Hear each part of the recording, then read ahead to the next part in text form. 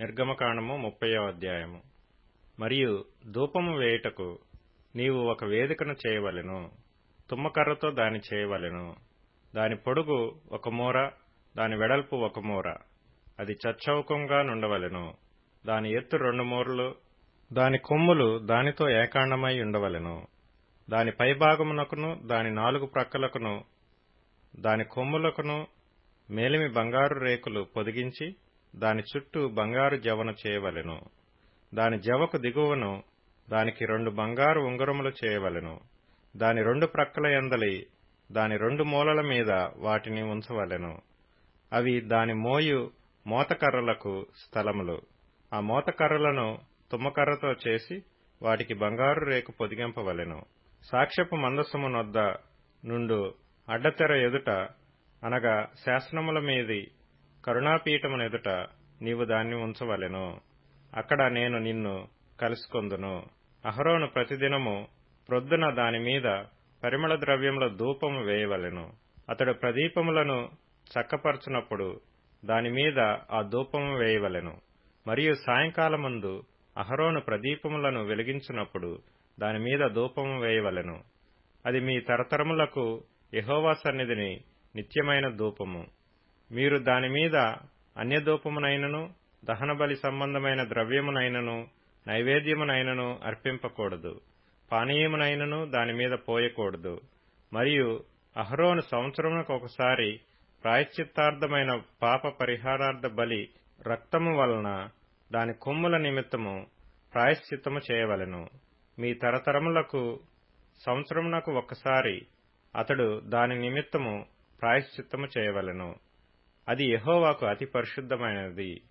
మరియు యెహోవా మోషేతో ఇట్లనెను, నీవు ఇశ్రాయేలీయులను లెక్కింపవలెను. నాకు లెక్కింపబడు వేళకు ప్రతివాడు యెహోవాకు తన ప్రాణ పరిక్రయ ధనము నిచ్చుకొనవలెను. అలాగు చేసిన ఎడల నీవు వారిని లెక్కించినప్పుడు వారిలో ఏ తెగులును పుట్టదు.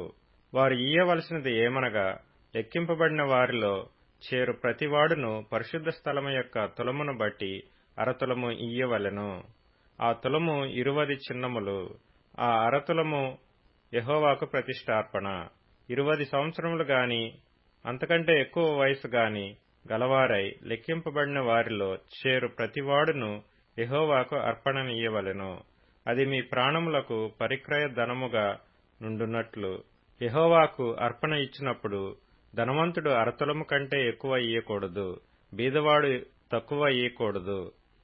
నీవు ఇశ్రాయేలీయుల యొద్ద నుండి ప్రాయశ్చిత్తార్థమైన వెండి తీసుకొని ప్రత్యక్షపు గుడారము యొక్క సేవ నిమిత్తము దాని నియమింపవలెను.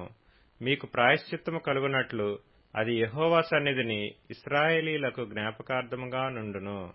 మరియు యెహోవా మోషేతో ఇట్లనెను, కడుగుకొంటకు నీవు ఇత్తడితో దానికొక గంగాళమును ఇత్తడి పీటను చేసి ప్రత్యక్షపు గుడారమునకు బలిపీఠమునకు నడుమ దానిని ఉంచి నీళ్లతో నింపవలెను. ఆ నీళ్లతో అహరోనును అతని కుమారులను తమ చేతులను కాళ్లను కడుగుకొనవలెను. వారు ప్రత్యక్షపు గుడారములోనికి వెళ్ళినప్పుడును సేవ చేసి యెహోవాకు హోమ ధూపము నర్పించుటకు బలిపీఠమునొద్దకు వచ్చినప్పుడును తాము చావక ఇండునట్లు నీళ్లతో కడుక్కొనవలెను. తాము చావక ఇండునట్లు తమ చేతులను కాళ్లను కడుగుకొనవలెను. అది వారికి, అనగా అతనికిని అతని సంతతికిని వారి తరతరములకు నిత్యమైన కట్టడగా నుండును. మరియు యెహోవా మోషేతో ఇట్లనెను, నీవు ముఖ్యమైన సుగంధ సంభారములలో పరిశుద్ధ స్థల సంబంధమైన తులము చొప్పున అచ్చమైన గోపరసము 500 తులములను, సుగంధము గల లవంగి పట్ట సగము, అనగా 250 తులముల ఎత్తును, నిమ్మగడ్డి నూనె 250 తులముల ఎత్తును, లవంగి పట్ట 500 తులములను, ఒలీవ నూనె సంభారమును 3 పళ్లును తీసుకొని వాటిని ప్రతిష్ఠాభిషేక తైలము, అనగా సుగంధ ద్రవ్య మేళకుని పని అయిన పరిమళ సంభారముగా చేయవలెను. అది ప్రతిష్ఠాభిషేక తైలమగును.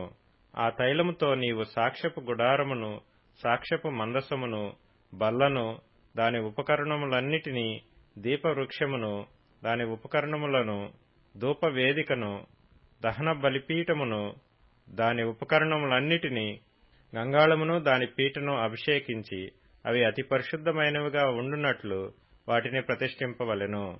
వాటిని తగులు ప్రతి వస్తువు ప్రతిష్ఠితమగును. మరియు అహరోనును అతని కుమారులను నాకు యాజకులై ఉండునట్లు నీవు వారిని అభిషేకించి ప్రతిష్ఠించవలెను. మరియు నీవు ఇశ్రాయేలీయులతో, ఇది మీ తరతరములకు నాకు ప్రతిష్ఠాభిషేక తైలమై యుండవలెను. దానిని నరశరీరం మీద పోయకూడదు. దాని మేళనము చొప్పున దాని వంటి దేనినైనను చేయకూడదు. అది ప్రతిష్ఠితమైనది. అది మీకు ప్రతిష్ఠితమైనదిగా నుండవలెను. దాని వంటిది కలుపువాడును అన్యుని మీద దానిని పోయివాడును తన ప్రజలలో నుండి కొట్టివేయబడవలెనని చెప్పుము. మరియు యెహోవా మోషేతో ఇట్లనెను, నీవు పరిమళ ద్రవ్యములను అనగా జటామాంసి, గోపిచందనము, గంధపు చెక్క అను ఈ పరిమళ ద్రవ్యములను స్వచ్ఛమైన సాంబ్రాణిని సమభాగములుగా తీసుకొని వాటితో ధూపద్రవ్యమును చేయవలెను. అది సుగంధ ద్రవ్య మేళ్లకుని పనిచొప్పున కలపబడి ఉప్పుగలదియు స్వచ్ఛమైనదియు పరిశుద్ధమైనదియునైన సుగంధ ధూప సంభారము. దానిలో కొంచెము పొడి చేసి నేను నిన్ను కలుసుకొను ప్రత్యక్షపు గుడారములోని సాక్ష్యపు మందసమునెదుట దానినుంచవలెను.